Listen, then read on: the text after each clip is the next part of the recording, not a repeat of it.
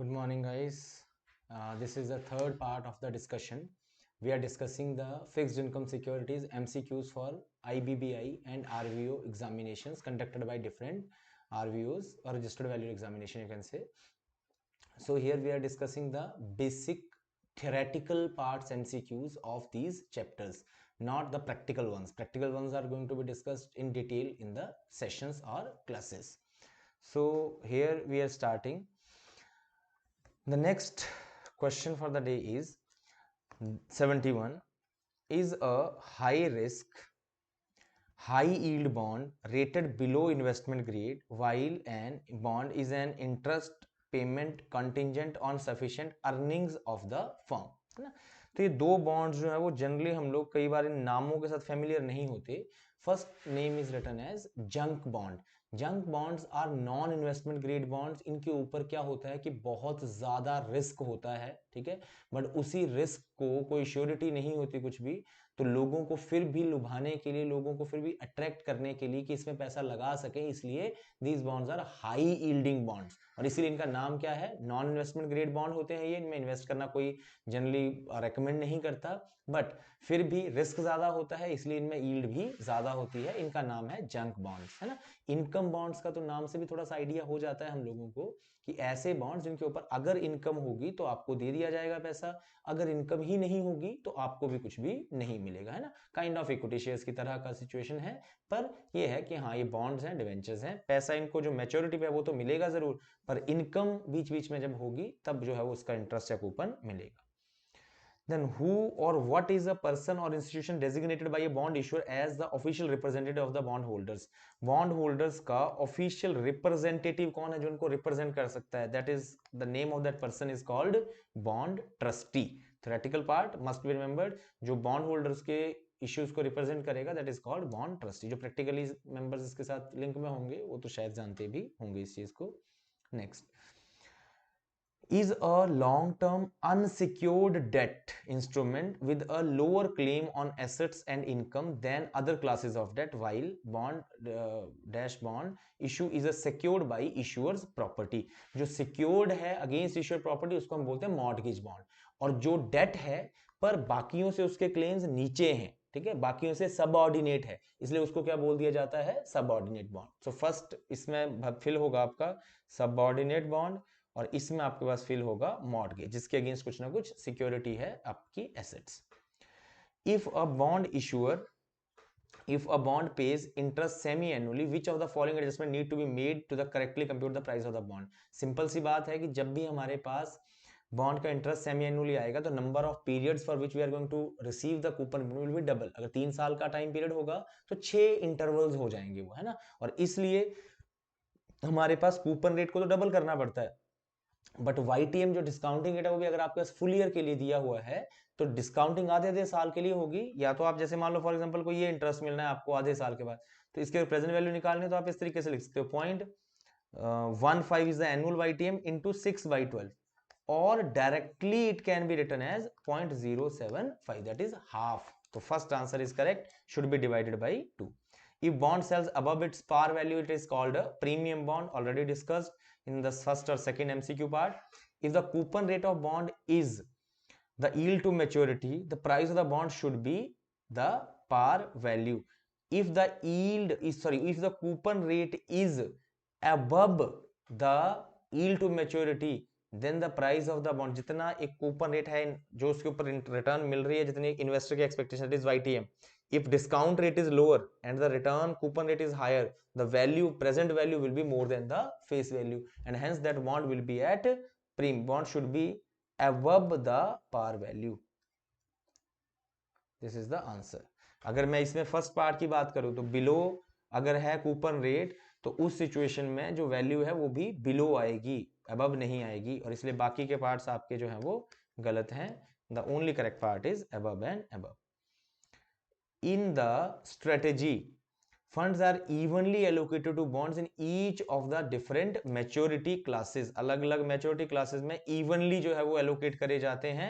इसका नाम आपने theoretically याद रखना है जब bonds को evenly allocate किया जाता है। This type of strategies are called laddered strategy. जैसे ladder की होती है ना सीढ़ियां, बराबर बराबर उसमें एक एक पैर चढ़ के हम लोग तो एक एक स्टेप चढ़ने को हम बोलते हैं एक एक मैच्योरिटी टाइम पीरियड को चढ़ना, इसलिए उसका नाम ऐसे रखने के लिए रख दिया गया है लैडर्ड strategy. Then for equitable non-callable bonds, callable bond is decreases and all, ये आपके practical scenario के parts हैं discussed in the practical sessions. In case of long period of maturity, the price answer is more price changes. जितना longer duration होगा इस bond का, जितना longer maturity होगी, बार बार इस बॉन्ड के जो कैश फ्लोज हैं, फ्यूचर कैश फ्लोज हैं, वो चेंज होते रहेंगे और इसलिए इसके प्राइसेस जो है वो मोर ऑफन जो है वो ज्यादा चेंजेस होते हैं। मोर प्राइस फ्लक्चुएशंस उसी का सेकंड वाइसे वर्सा किस तरीके से पूछा, ज्यादा प्राइस फ्लक्चुएशन तब होती है जब लंबी इसकी ड्यूरेशन या लंबी इसकी टाइम पीरियड जो है वो होता है। A newly issued sovereign bonds are sold to public via auction always, ठीक है। जो भी आपकी गवर्नमेंट्स बेसिकली जो बॉन्ड्स इशू करती हैं उनको सोवरेन बॉन्ड्स बोलते हैं हम लोग, और उनको जब पहली बार हम लोगों ने इशू करना होता है तो ऑन ऑक्शन इशू किए जाते हैं पब्लिक को। बेस्ट ऑफर प्राइसिंग या प्राइवेट प्लेसमेंट में आईपीओ में नहीं निकाले जाते ये। Then money market instruments strike odd one. Money market instruments are basically the instruments which are for short term investment. So क्या क्या इसमें ऑड वन निकालना है हमने, liquidity, low risk, discount pricing, illiquidity. This is not the correct answer. Illiquidity is the correct answer. इसमें illiquid नहीं होते, liquidity होती है इनमें, और रिस्क कम होता है कंपैरेटिवली क्योंकि फिक्स्ड टर्म के लिए बाय डिफॉल्ट पता है कि आप इतना पैसा दोगे, फेस वैल्यू आपको मिल जाएगी, तो जब फिक्स्ड ही है रिटर्न तो फिर इसमें कोई रिस्क ज्यादा नहीं होता, और उसके बदले में प्राइसिंग इनकी हमेशा डिस्काउंटिंग पे होती है जनरली मनी मार्केट इंस्ट्रूमेंट से, चाहे वो कमर्शियल पेपर्स हो गए, चाहे वो ट्रेजरी बिल्स हो गए, चाहे वो सर्टिफिकेट ऑफ डिपॉजिट्स हो गए। पर इलिक्विडिटीज जो है वो हमारे पास, या फिर अगर इसका आंसर हम लोग यही बोलें तो this can be, these are the features of a bond, there might be a feature और not, and this is related to pricing, then this can be a correct answer, क्योंकि हमें बोला हुआ था कि ऑड वन आउट हम लोगों ने इसमें से निकालना है ना। तो बाकी are the features of a bonds और security investments, this is basically the regarding to pricing calculations. Then zero coupon bond is a bond that has no coupon payment, it pays only a single cash flow at maturity, both A and B. Coupon नाम से ही idea है, zero coupon bond, only maturity amount is received. Leverage is, leverage का basically simple terms में बोला जाए तो meaning होता है involvement of debt in a business, but here it can be also called as the compounding of risk. ये term हम लोगों ने रिमेंबर रखनी है कि लिवरेज को अवेलेबिलिटी ऑफ डेट्स की बजाय भी द कंपाउंडिंग ऑफ रिस्क, कि जब हम लोग बीटा की कैलकुलेशंस करते हैं तो जितनी लिवरेज होती जाएगी, जितनी लिवरेज बढ़ती जाएगी, हम लोग ये सीखते हैं उसमें लिवरेज ऑफ बीटा में, जितनी लिवरेज उस बिजनेस में डेट की बढ़ती जाएगी इन्वॉल्वमेंट, उतना ही रिस्क जो है वो कंपाउंड होता जाएगा इक्विटी शेयर होल्डर्स के लिए, बढ़ता जाएगा इक्विटी शेयर होल्डर्स के लिए। American option is an option which basically the question belongs to the valuation of options, but here it also written as so can be exercised prior to its expiration date. European options can be exercised on same date, on the expiry date basically. American options can be expired at any date prior to expiry. Bermudan options basically can be exercised on a pre-specified date, generally the first day of the month, and Asian options on the other hand are exercised on an average rate, जो average rate के ऊपर, तो इनमें risk थोड़ा सा कम होता है। During the period जो एवरेज रेट रहेगा उस पर एक्सरसाइज होंगी, एक्सरसाइज डेट पर होने वाले रेट के ऊपर एक्सरसाइज नहीं होती है। Then backwardation is a condition where, backwardation का नाम से भी आइडिया लग जाता है कि बैकवर्ड चलना, गंगा उल्टी बहना, सीधी गंगा बहे तो आज जो रेट है कल को इससे बढ़ना चाहिए रेट, पर उल्टा हो जाए तो उस केस में क्या होगा कि आज जो रेट है स्पॉट रेट जो है वो भी ज्यादा है फॉरवर्ड रेट से, मतलब forward rate is lower than the spot rate, or spot price exceeds the forward prices. Then is a notion relating to fixed income instrument. ये fixed income instrument से बीटा उसमें जनरली नहीं आता है क्योंकि market comparison में इनकी return change नहीं होती, रेट ऑफ रिटर्न इनके साथ में जनरली नहीं रीड किया जाता, फेस वैल्यू इनके साथ में नहीं रीड किया जाता, par value is the term that is used और amount notion includes the fixed income instrument. Beta is a relative measure of risk, market का बीटा हमेशा 1 माना जाता है, मार्केट कंपैरिजन में how your security is reacting is called beta, is basically not option to right, this is call option, this is notion of probability is called correlation, there might be a different question. A condition where spot price exceed forward price is called backwardation. Then is the rate of return that investor will earn if the bond is held to maturity. Held to maturity के तक जो return कमाएगा उसी को हम लोग return या yield, yield is basically return, yield to maturity जो है वो वर्ड यूज कर देते हैं. Then arbitrage. Arbitrage is a technique used in options, futures, currency markets, forward markets, forex markets.